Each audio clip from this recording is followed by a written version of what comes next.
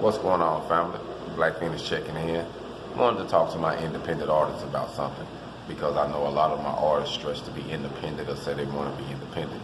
But did you know when you're independent, you have to fund your own movement, you have to finance your own career, and wanting to get signed is having someone else say, hey, you got something that's so valuable that I can be able to put money behind you and make money off of you instead of you putting money behind you making money off of you. So I'm thinking to myself now, so you stressing you want to be independent.